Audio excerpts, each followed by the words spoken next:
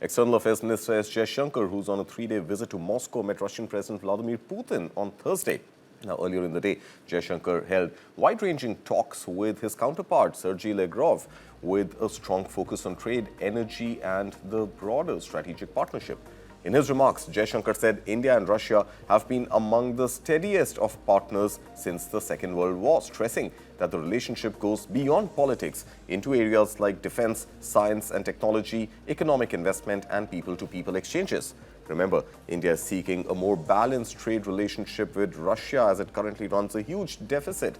In 2024-25, India's exports to Russia stood at just under $5 billion, while imports crossed $63 billion. Largely driven by crude oil purchases. To address this, Jaishankar called for swift removal of non-tariff barriers and regulatory hurdles, particularly in sectors like agriculture, petrochemicals, textiles and marine exports. Both sides have also agreed to ensure long-term supply of fertilizers, deepen energy cooperation and expand labor opportunities for Indian skilled workers in sectors such as IT, construction and engineering. Now remember, on Wednesday, India and the Eurasian Economic Union signed the terms of reference to launch negotiations on a free trade agreement aiming to boost bilateral trade to $100 billion by the year 2030 from an estimated $69 billion this year. Let's listen in to Dr. S. Jaishankar. We are not the biggest purchasers of Russian oil, that is China.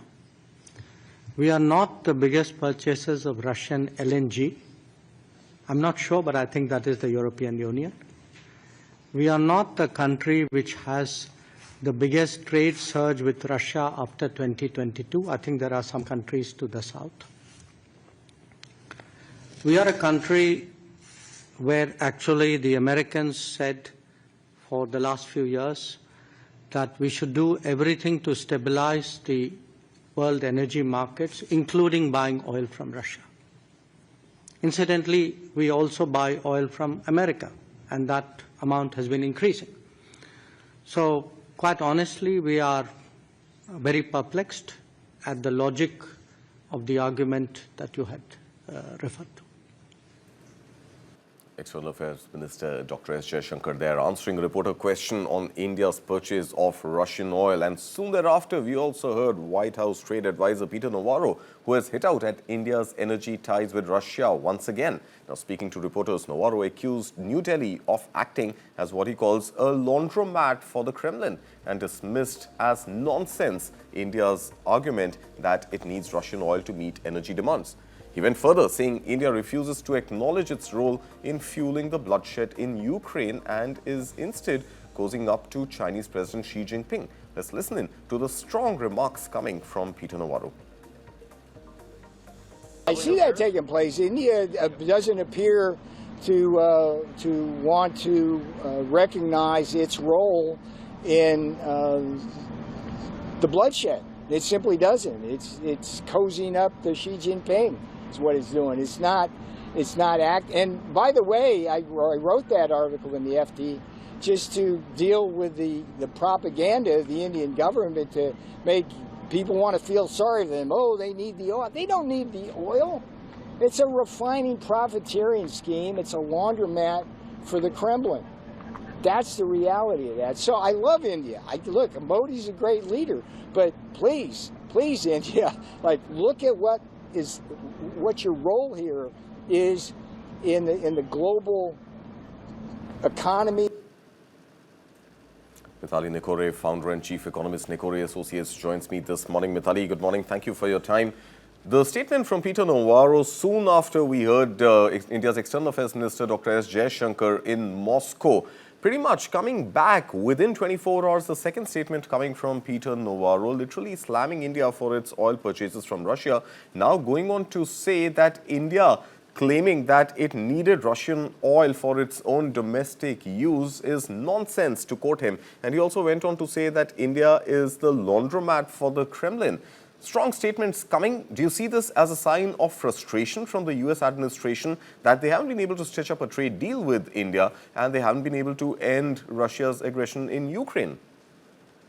Absolutely, Karthik. Good morning. And honestly, I think the foreign minister's statement, Mr. Jaishankar's statement, it comes after some pause, right? We were waiting. I think we were all sort of looking to see when is the foreign minister going to really make a statement on these issues. I think the prime minister's statement on 15th August really set the tone, and then we see this statement from Mr. Jaishankar where he's using very clear data and facts to lay out India's position and to refute, some of these international charges that are being put on India. I think it's really, very honestly, as an independent observer, I can say that this is the kind of narrative that the US builds around any country that they want to single out in the international markets. They built this narrative around China previously, they've done this narrative around Russia,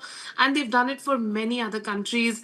And this time, what is different, however, is that the European countries and the UK are not following, the narrative that the US is setting out. I mean, the That's right. UK has gone ahead and done a trade deal with us, and That's right. so is the EU. So I think people are not listening that way to the US, and I think that is more frustrating to them as opposed to India not falling in line. That's right, Mithali. And, another thing that Peter Navarro had stated was the fact that he's quoting data, but the data is out of context because he's saying prior to 2022, India was hardly buying any oil from Russia and the oil purchases increased after 2022. So while the data may be correct, the context is missing simply because we started getting the discount on Russian oil only after the sanctions that the rest of the world had put on Russia. And that is when India was able to protect its own domestic interest. Add to that, the then White House administration and Indian government has come on record to state had supported India's decision, if not urged India to buy oil from Russia to keep oil prices stable. So again, I mean, you have the US administration literally lashing out at India and this frustration being so palpable. Absolutely, Karthik. I mean, I think when you hear senior voices like Nikki Haley, for example, who has Yep. pointed out that India has, for the last 25 years, successive administrations in the US, be it, starting from the time when we saw, President Obama coming to India, engaging with Dr. Manmohan Singh, the nuclear deal that happened, how Condoleezza Rice was, one of the figures, in the previous US administration to really strengthen the relationship between US and India.